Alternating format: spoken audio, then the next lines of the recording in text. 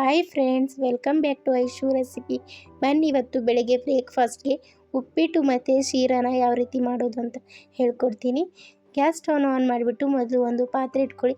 ಅದಕ್ಕೆ 2 table spoon ಆಗೋಷ್ಟು ಎಣ್ಣೆನ ಹಾಕ್ಕೊಳ್ಳಿ. ಎಣ್ಣೆ ಹಾಕಿಬಿಟ್ಟು 2 ಕಪ್ ಆಗೋಷ್ಟು ರವೆನ ಅದಕ್ಕೆ ಸೇರಿಸ್ಬಿಟ್ಟು ಗ್ಯಾಸ್ ಫ್ಲೇಮ್ನ ಆದಷ್ಟು ಕಡಿಮೆ ಮಾಡಿಬಿಟ್ಟು ಚೆನ್ನಾಗಿ ರವೆನ ಹುರ್ಕೊಳ್ಬೇಕು. ನೋಡಿ, ರವೆ ಕಲರ್ ಚೆನ್ನಾಗಿ ಚೇಂಜ್ ಆಗೋವರೆಗೂ ಹುರ್ಕೊಳ್ಬೇಕು.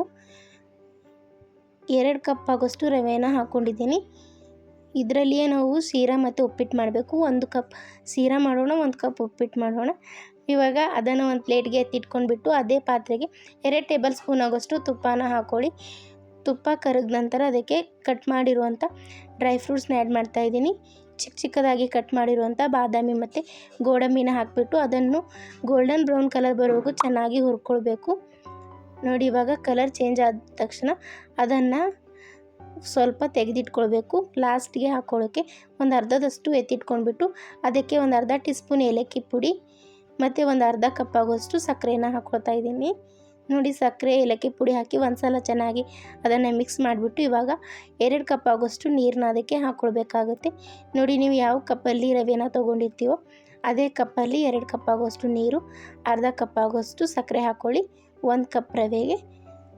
ಇವಾಗ ಇದಕ್ಕೆ ಫುಡ್ ಕಲರ್ನ ಹಾಕಿಬಿಟ್ಟು ನೀರನ್ನ ಚೆನ್ನಾಗಿ ಕುದಿಲಿಕ್ಕೆ ಬಿಡಬೇಕು.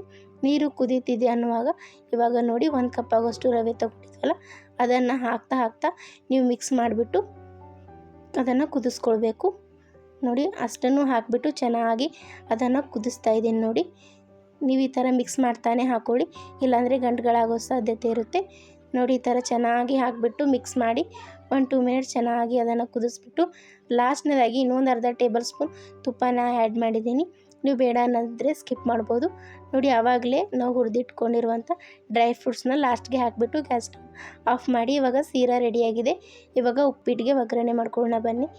ಗ್ಯಾಸ್ ಸ್ಟವ್ ಮೇಲೆ ಇನ್ನೊಂದು ಪಾತ್ರೆ ಇಟ್ಕೊಂಡು ಅದಕ್ಕೆ 2 ಟೇಬಲ್ ಸ್ಪೂನ್ ಆಗೋಷ್ಟು ಎಣ್ಣೆನ ಹಾಕಿಬಿಟ್ಟು ಸ್ವಲ್ಪ ಜೀರಿಗೆ ಮತ್ತು ಸ್ವಲ್ಪ ಸಾಸಿವೆನ ಹಾಕಿಬಿಟ್ಟು 1 ಟೇಬಲ್ ಸ್ಪೂನ್ ಪುಟಾಣಿ ಮತ್ತು 1 ಟೇಬಲ್ ಸ್ಪೂನ್ ಶೇಂಗಾ ಬೀಜನ ಹಾಕಿಬಿಟ್ಟು ಅದನ್ನು ಸ್ವಲ್ಪ ಫ್ರೈ ಮಾಡ್ಕೊಳ್ಳಿ.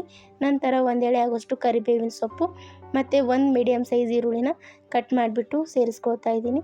ಮತ್ತು ಖಾರಕ್ಕೆ ಬೇಕಾಗೋಷ್ಟು ಹಸಿಮೆಣಸಿನ್ಕಾಯಿನೂ ಸಹ ಚಿಕ್ಕದಾಗಿ ಕಟ್ ಮಾಡಿಬಿಟ್ಟು ಇದಕ್ಕೆ ಹಾಕ್ಕೊಂಡು ಎಲ್ಲನೂ ಒಂದು ಸಲ ಚೆನ್ನಾಗಿ ಮಿಕ್ಸ್ ಮಾಡಿಬಿಟ್ಟು ರುಚಿಗೆ ತಕ್ಕಷ್ಟು ಉಪ್ಪು ಮತ್ತು 1-2 ಚಿಟಿಕೆ ಆಗೋಷ್ಟು ಅರಿಶಿಣದ ಪುಡಿ ಹಾಕಿಬಿಟ್ಟು ಎಲ್ಲನೂ ಇನ್ನೊಂದು ಸಲ ಚೆನ್ನಾಗಿ ಮಿಕ್ಸ್ ಮಾಡ್ಕೊಳ್ಳಿ. ನೋಡಿ, ಇವಾಗ ಸ್ವಲ್ಪ ಲೈಟಾಗಿ ಕಲರ್ ಚೇಂಜ್ ಆದ ತಕ್ಷಣ ಒಂದು ಅರ್ಧ ಟೀ ಸ್ಪೂನ್ ಶುಂಠಿ ಬೆಳ್ಳುಳ್ಳಿ ಪೇಸ್ಟ್ ಮತ್ತು 1 ಮೀಡಿಯಮ್ ಸೈಜ್ ಟೊಮೆಟೊನ ಚಿಕ್ಕದಾಗಿ ಕಟ್ ಮಾಡಿರೋದು ಇವಾಗ ಹಾಕ್ಕೊಂಡ್ಬಿಟ್ಟು ಎಲ್ಲನೂ 1-2 ಮಿನಿಟ್ಸ್ ಚೆನ್ನಾಗಿ ಫ್ರೈ ಮಾಡ್ಕೊಳ್ಳಿ. ಲಾಸ್ಟ್ನೇದಾಗಿ ಕೊತ್ತಂಬರಿ ಸೊಪ್ಪು ಹಾಕಿಬಿಟ್ಟು ಇವಾಗ ಉಪ್ಪಿಟ್ಟಿಗೆ ಬೇಕಾಗೋಷ್ಟು ನೀರು ಹಾಕ್ಕೊಳ್ತಾ ಇದ್ದೀನಿ. ನೋಡಿ, 2 ಕಪ್ ಆಗೋಷ್ಟು ನೀರನ್ನ ಹಾಕ್ಕೊಳ್ತಾ ಇದ್ದೀನಿ. ಇವಾಗ ಹಾಕಿಬಿಟ್ಟು ನೀರನ್ನ ಕುದಿ ಬರೋವರೆಗೂ ಚೆನ್ನಾಗಿ ಕುದಿಸ್ಕೊಳ್ಬೇಕು. ಈ ಸಮಯದಲ್ಲಿ ನೀವು ಉಪ್ಪನ್ನ ನೋಡಿಬಿಟ್ಟು ಅಡ್ಜಸ್ಟ್ ಮಾಡ್ಕೊಳ್ಬೋದು. ನೋಡಿ, ಇವಾಗ ಇದು ಕುದೀತಾ ಇರುವಾಗ ರವಾನ ಹಾಕ್ತಾ ಮಿಕ್ಸ್ ಮಾಡ್ಕೊಳ್ಬೇಕು. ನೋಡಿ, ಚೆನ್ನಾಗಿ ಮಿಕ್ಸ್ ಮಾಡ್ತಾ ಹಾಕ್ಕೊಳ್ಳಿ, ಇಲ್ಲಾಂದರೆ ಗಂಟುಗಳಾಗೋ ಸಾಧ್ಯತೆ ಇರುತ್ತೆ. ಎಲ್ಲನೂ ಹಾಕಿಬಿಟ್ಟು ಇದನ್ನು 1-2 ಮಿನಿಟ್ಸ್ ಚೆನ್ನಾಗಿ ಕುದಿಸ್ಕೊಳ್ಳಿ. ನೋಡಿ, ಇವಾಗ ಇದು ಚೆನ್ನಾಗಿ ಕುದೀತಾ ಇದೆ. ನೋಡಿ, ಇವಾಗ ಗ್ಯಾಸ್ ಸ್ಟವ್ನ ಆಫ್ ಮಾಡಿಬಿಟ್ಟು ಇದನ್ನು ತಣ್ಣಗಾಗಲಿಕ್ಕೆ ಬಿಡಬೇಕು. ನೋಡಿ, ಉಪ್ಪಿಟ್ಟು ರೆಡಿಯಾಗಿದೆ. ತುಂಬ ಚೆನ್ನಾಗಿ ಬರುತ್ತೆ. ನೀವು ಮನೆಯಲ್ಲಿ ಒಂದ್ಸಲ ಟ್ರೈ ಮಾಡಿ. ಈ ಉಪ್ಪಿಟ್ಟು ಶೀರಾ ರೆಸಿಪಿ ನಿಮಗೇನಾದರೂ ಇಷ್ಟ ಆದರೆ ವಿಡಿಯೋಗೆ ಒಂದು ಲೈಕ್ ಮಾಡಿ ಮತ್ತು ನಮ್ಮ ಚಾನಲ್ ಸಬ್ಸ್ಕ್ರೈಬ್ ಮಾಡ್ಕೊಳ್ಳಿ. ಮುಂದಿನ ಎಲ್ಲ ಹೊಸ ವಿಡಿಯೋಗಳ ನೋಟಿಫಿಕೇಷನ್ಗಾಗಿ ಬೆಲ್ ಐಕಾನ್ನ ಕ್ಲಿಕ್ ಮಾಡಿ. ನೋಡಿ, ನಾನು ಉಪ್ಪಿಟ್ಟು ಮತ್ತು ಶೀರಾನ ಮಾಡಿಬಿಟ್ಟು ಈ ಥರ ಪ್ಲೇಟಿಂಗ್ನ ಮಾಡಿದ್ದೀನಿ.